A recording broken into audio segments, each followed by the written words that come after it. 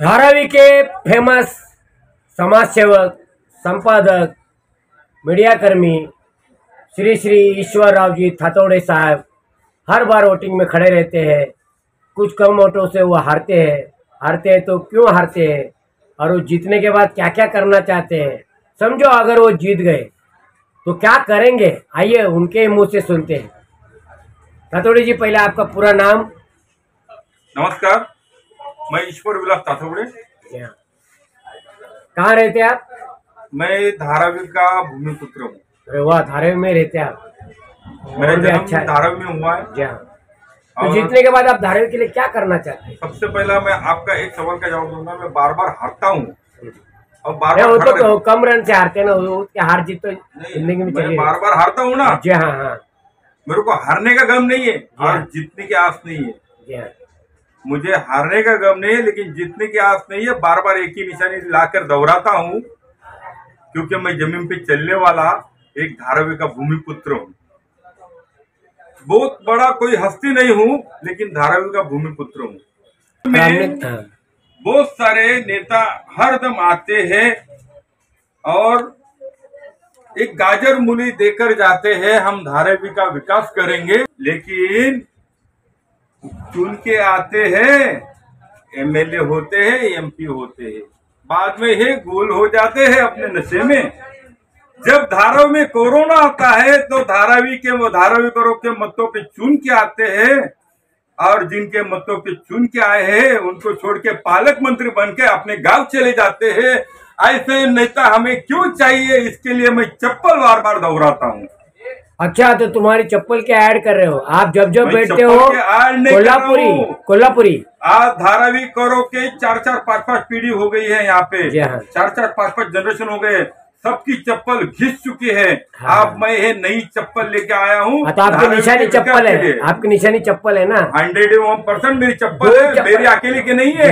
ये हर इंसान की निशानी चप्पल है।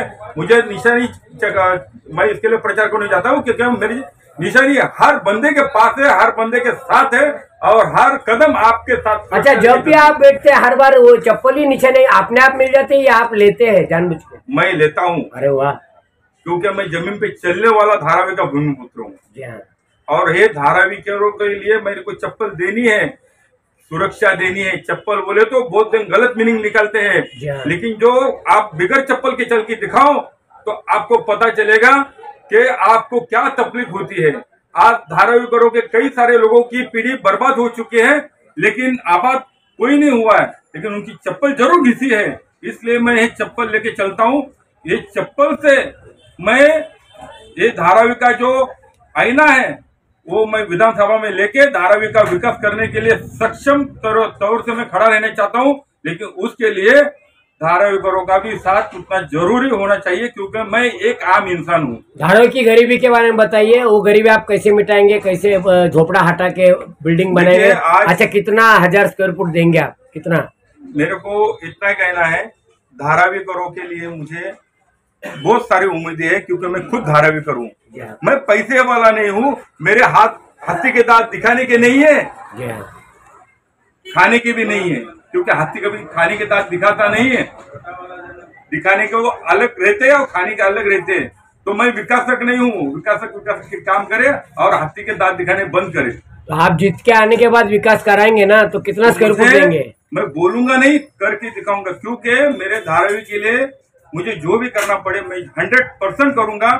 आज धारावी में विकासक आते हैं, बार बार भगाए जाते हैं, धारावी बचाओ आंदोलन खड़ा होता है, सब कुछ खड़ा होता है, लेकिन धारावी करो को क्या दिया जाता है? विकासकों को भगा के वही 10x10 का रूम में 4-4 फैमिली रहती है। आज वो फैमिली का क्या तकलीफ है? आप लॉकडाउन में भी सब जन ने आजमाए हैं कि जब घर से बाहर नहीं पुलिस निकलने देती थी, उस टाइम पे टॉयलेट बाथरूम भी बाहर था, डंडे पड़ते थे पुलिस के, कई लोग तो डंडे खा के घायल हो चुके। शौचालय में जाते थे भी मार खाते थे, अस्पताल में जाते टाइम भी मार खाए। हर जगह पे भाजी रोटी लेने जाएंगे तो भी। और धारावी करो का हाथ पे पेट है। धारावी कर मुंबई को संभालते हैं, पूरी मुंबई धारावी पे चलती है क्योंकि यहाँ पे बहुत सारे कारखाने हैं, व्यवसाय उद्योग है, जो बाहर किधर ज्यादा नहीं है, लेकिन आज वही उद्योग व्यवसाय उद्ध्वस्त होके धारावी करो को उद्ध्वस्त करने का जो कट कारस्तान है, जो राज्य करते कर रहे हैं और जो पहले से जो सत्ता में थे एमपी थे, एमएलए थे, मंत्री बन चुके थे, उन्होंने सत्ता में रहते हुए भी धारावी का विकास नहीं किया। तो आप क्या करेंगे? ये कौन सी ज्योति लगाएंगे वहां पे धारावी की? क्या ज्योति लगा के धारावी को खाक करेंगे? इसका जवाब धारावीकरों को देवे। इतने सालों में बाप हो गई, बेटी हो गई, घरानेशाही हो गई, लेकिन आज फिर भी वही हालत है। और आज ये दूसरा सरकार आके कर रहा है, तो दूसरा सरकार का भी भगाओ, वांदा नहीं है, भगाओ। हमको धारावीकरों को धारावी में घर चाहिए। मेरा एक चलो ना, आपको चुन के दिया तो आप क्या करोगे? धारावीकर, अगर मैं गलती से भी चुन के आता हूँ धारावी में 600 एकड़ का जगह है। इस जगह पे मेरा एक पन है, अगर मैं चुन के आता हूँ और धारावीकर मेरे ऊपर अगर ट्रस्ट रखते हैं, एक आम इंसान पे, मैं एक आम धारावीकर हूँ, कोई पैसे वाला नहीं हूँ, कोई मिनिस्टर नहीं हूँ, कोई विकासक नहीं हूँ, मैं कोई व्यवसायिक नहीं हूँ, लेकिन एक धारावीकर और लोकशाही के चौथा स्तंभ हूँ। तो वही सबसे मेरा कैलकुलेशन है, धारावीकरों के लिए मेरा विकास ऐसा होना चाहिए कि धारावीकर कोई भी, सबसे पहली बात, कोई भी बाहर नहीं जाएगा, एक भी धारावीकर बाहर नहीं जाएगा। जो भाड़ुत है उनको भी यहाँ पे घर मिलेगा, और जो खुद के मकान वाले वो यहीं पे रहेंगे, और जो यहाँ से बाहर गए उनको भी यहाँ पे लाएंगे। आप देने की कोशिश करेंगे ना? पूरी तरह से मेरी कोशिश रहेगी। अच्छा, हर एक को कितना स्क्वायर फुट का रूम मिलेगा? मैं अभी मेरा कैलकुलेशन है, मैंने जो लास्ट टाइम पे लोकसभा में खड़ा था उस टाइम पे बताया था, वही अभी आपको मैं बता रहा हूँ कि 600 एकड़ जगह है, उसमें से 100 एकड़ पे 1000 चौरस फुट का घर हर एक धारावीकर जो स्थायी है उसको मिलेगा, और भाड़ुत रही है उनको 500 चौरस फुट का घर मिलेगा। 100 एकड़ पे स्कूल, कॉलेज, महाविद्यालय, यूनिवर्सिटी। दूसरा, 100 एकड़ पे हॉस्पिटल, जो रुग्णालय बड़े बड़े, जो अच्छे से अच्छे, बड़े से बड़े बीमारी के लिए हॉस्पिटल तो चाहिए ही चाहिए कि अच्छे हॉस्पिटल यहाँ पे खड़े किए जाए। 100 एकड़ पर कुटीर उद्योग, जो छोटे मोटे उद्योग होते हैं उनके लिए जगह दी जाए। 100 एकड़ पर वर्ल्ड लेदर, जो धारावी लेदर मार्केट से जो प्रसिद्ध है, तो वो लेदर का व्यवसाय भी यहाँ पे स्थायी हमेशा के लिए रहे, वर्ल्ड लेदर ट्रेड सेंटर चालू किया जाए।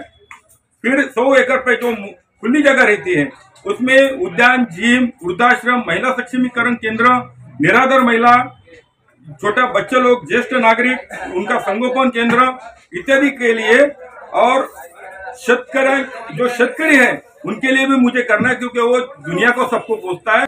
जो इंजीनियरिंग का क्षेत्र है वो इंजीनियरिंग कॉलेज यहाँ पे हुए, और बाकी जो अदरवाइज जो बीए, ऐसा जो अदर जो है वो सब उसमें मैं इंक्लूड करना चाहता हूँ। लेकिन इसके लिए मुझे सहयोग चाहिए। मेरे धारावीकरों का परिवार बढ़ता है, 8-8, 10-10 लोग परिवार हुए, उसके बाद में वो 10 बाई 10 का घर छोटा पड़ता है, उसके बाद में उनको फिर बंटवारा आ जाता है, उसमें वो घर बेचना पड़ता है। वो सुविधा न कुछ सुविधा है, एक पूरा भीड़ में पब्लिक का जान घुट रही है। अभी धारावीकरों के मन से खिलवाड़ बंद करो।